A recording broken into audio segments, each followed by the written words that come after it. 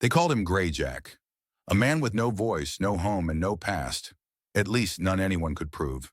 He swept leaves in the park, slept beneath the overpass, nodded to strangers, but never spoke. But one afternoon, when the wind turned and the flag above City Hall tangled in its ropes, the city looked up. And beneath that flapping cloth, they saw Jack, not as a shadow, but as a man they had once forgotten. This is the story of a silent janitor who was more than he appeared, a ghost of history, carrying memories so heavy they nearly erased him, until a moment of truth, long buried, broke through the silence. He was always seen but never known. Gray Jack, as the kids on the block called him, wore the same faded coat every day, wool, heavy, with two missing buttons and a stitched-up sleeve. He swept the town square every morning like clockwork. By noon, he'd vanish into the alleys or down to the riverbank. No one knew where he slept. No one asked. He carried a small leather-bound book in his inner pocket.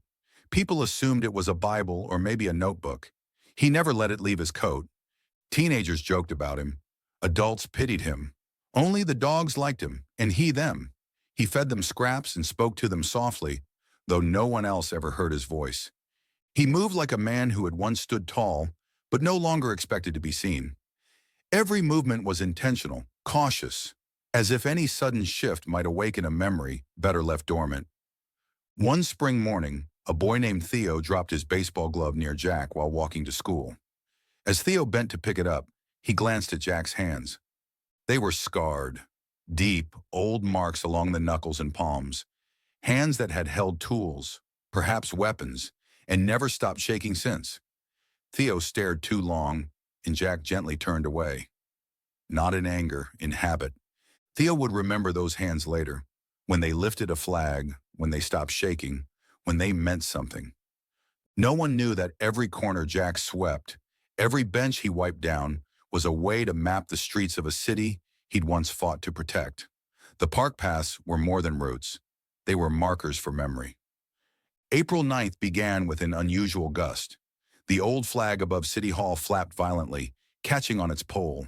No one noticed until a loud snap echoed across the plaza. The rope had broken.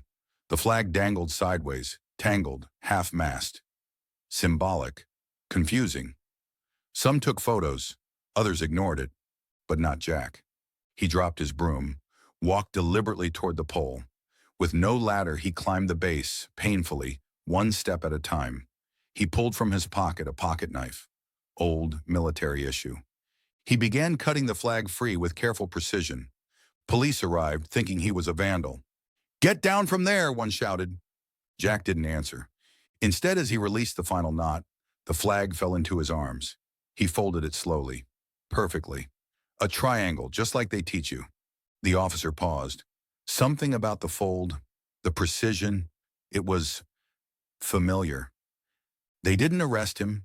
They didn't speak. They just watched as Jack handed the flag to the nearest city official and walked away. That single act, the flag, the fold, the silence, left something behind. A question. The whispers started. Not cruel this time. Curious. What else had they overlooked? Photos of the moment went viral. "Who is the man who folded the flag?" the headlines asked. Veterans began commenting. "That's a military fold. He moved like a soldier. Those hands were that knife." An amateur historian, Sarah Clemens, decided to investigate. She enlarged the image of Jack folding the flag and zoomed in on his knife. There were initials etched into the handle, JDR. She cross-referenced military records, found a match. John Daniel Rowe served in the U.S. Army 1989 to 2011, 3 tours in Iraq, 1 in Afghanistan, awarded the Silver Star for rescuing 6 hostages in Mosul during a failed intelligence operation. Reported missing in 2012, presumed dead. She dug further, contacted surviving members of his unit. Most remembered Captain Rowe as a leader's leader. Soft-spoken but fearless. The kind of man who would run into gunfire to drag a wounded comrade out. The kind of man who never left anyone behind. His disappearance had haunted them. Some blamed the system, others blamed themselves. The more Sarah uncovered, the stranger it became. Jack hadn't simply vanished. He had been erased. She went through newspapers from a decade earlier, found a grainy image of Rowe escorting civilians to safety, face smeared in dust and blood, with the same steel in his eyes he wore while sweeping leaves. The truth was no longer just a curiosity, it was a reckoning. Sarah Clemens brought her findings to the local news. That same night, Greyjack didn't appear in the plaza. Rumors swirled. Some said he was hiding. Others feared the attention had driven him away. But Sarah didn't give up. She took her findings to the VA. They confirmed the service record. John Daniel Rowe had suffered a traumatic brain injury from an IED blast in 2011. He was discharged with partial amnesia, PTSD, and limited mobility. But a bureaucratic error flagged him as deceased. His pension, benefits, and housing access vanished. No next of kin listed, no appeal filed. He simply fell through the cracks. More records came to light. The notebook Jack always carried?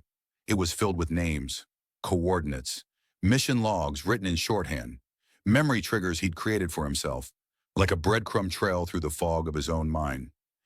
Inside the front cover were 4 words etched in uneven ink. I was there. Remember. Sarah published her findings in a detailed expose. The public reaction was swift and outraged. Veterans organizations demanded accountability. Talk shows debated how many more Gray Jacks existed, wandering unseen. 3 days later, Jack was found sitting by the war memorial. Same coat, same silence. But something had changed in his eyes, an awareness, perhaps, that the world was finally looking. Sarah approached him. Quietly, she offered him the folder of findings, the name, the medals, the article. He didn't look up. Then she said, "They thought you were dead." A pause, a deep breath. "Not dead," he whispered, "just forgotten." His first words in years.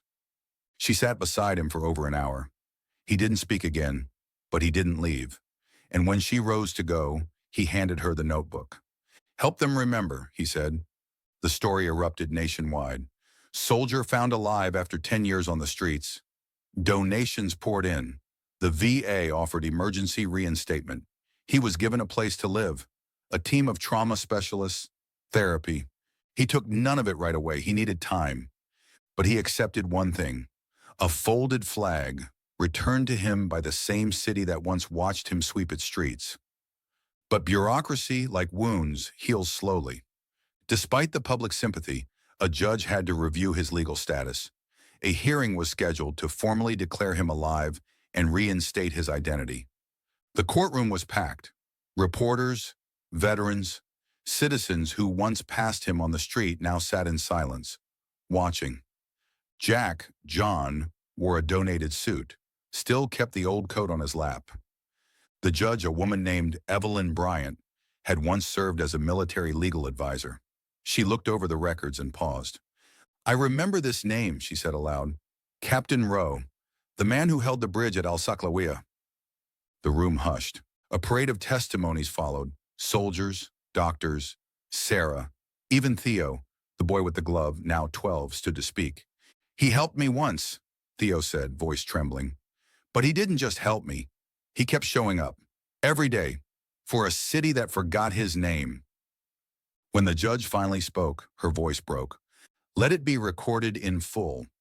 John Daniel Rowe is alive, and he is owed more than recognition. He is owed justice." The gallery rose, and this time, Jack didn't look down. In the months that followed, Jack slowly rejoined the world. He moved into a modest apartment above the bakery on 5th Street. He still rose early, still swept the square. But now children called out his name. He spoke at schools, shared memories with fellow veterans, even helped start a memorial fund for displaced soldiers. The fund grew rapidly, drawing national attention. A PBS documentary crew filmed a segment on his story. He allowed it, not for himself, but for the others. "There are thousands like me," he said. "If you don't see them, you're not looking hard enough." One night, Sarah returned to the bench near the memorial. Jack was already there. She handed him a letter, a copy of legislation being introduced in Congress, the Greyjack bill proposing mandatory welfare and identity checks for all veterans marked inactive for over 3 years. He nodded once, said nothing, but his hand stopped shaking. 6 months later, a ceremony was held in the town square. Not for a holiday, not for a politician, for Jack. A new flag was raised that morning. The mayor spoke. So did veterans. Sarah read the Silver Star citation aloud. Then Jack, now John, stepped forward. I never wanted praise, he said. Just a place to stand. Somewhere I wasn't invisible. The crowd stood, not just out of respect, but shame, gratitude, and something else. Recognition. They saw him now. They wouldn't forget again. After the ceremony, he stayed behind, sat on the new bench dedicated in his name. A little boy approached him with a toy soldier. Were you really a hero? Jack smiled. I was just someone who didn't walk away. John Daniel Rowe lives in a small cottage near the park. He walks each morning, still nods to strangers, still feeds the dogs. He keeps the coat, though it's been patched. He keeps the broom, says it reminds him that work matters no matter who's watching. But now people wave, say good morning, invite him to talk to schools, ask his opinion on things. He doesn't always answer, but when he does, it's with clarity, strength, and sometimes laughter. Once during a town hall meeting about veteran housing, someone asked if he had any regrets. He paused, then replied, regret's a heavy rucksack. You carry it long enough, it shapes your spine. But I'm learning to stand straighter now. A plaque stands near the flagpole now. To the man who folded more than a flag, he folded history back into our hands. Beneath it, a bench, etched in brass, may we never walk past the unseen again. And every November 11th, just as the sun rises, John folds the flag with the same care, the same precision. The town watches, silent, reverent, because now they know who he is. Mosul, 2005. The sun bled down like a hammer. In a blown-out school-turned-command post, Captain John Daniel Rowe crouched beside a sandbag wall, radio crackling in his ear. Command, this is Falcon 6. We've got civilians inside. Hostiles are closing. Repeat, civilians and medics inside. We need air support, now. Static, then silence. He looked to his right. A young Private First Class Morales, was bleeding badly from the leg. Rowe wrapped a tourniquet with practiced hands, murmuring something only the kid could hear. Keep breathing, just like boot camp, right? You made it through that. You'll make it through this. He grabbed a flare and sprinted into the open, under gunfire.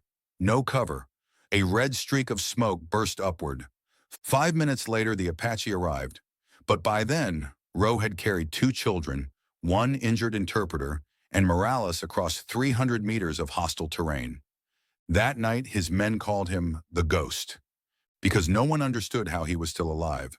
Somewhere in a VA hospital, 2012. Rowe sat on a hospital bed with a fractured leg and shrapnel embedded in his shoulder. The nurse brought him a pen and some paper. He stared at the blank page for hours. Finally, he wrote, Lena, they said I'm lucky. I think they mean it. I'm alive, I suppose, but I don't feel real yet. Just weightless and too heavy at the same time. I see you in dreams and I see the desert when I wake up. Maybe I'll come home soon. But what if the man who comes back isn't the one who left? Yours always, John. He folded the letter, never mailed it. He kept it in his coat pocket for the next 10 years, 3 years after the ceremony. Sarah, now hosting a podcast on memory and identity, sat down with John for a recorded interview. You once told me you were just someone who didn't walk away. But looking back now, do you see it differently?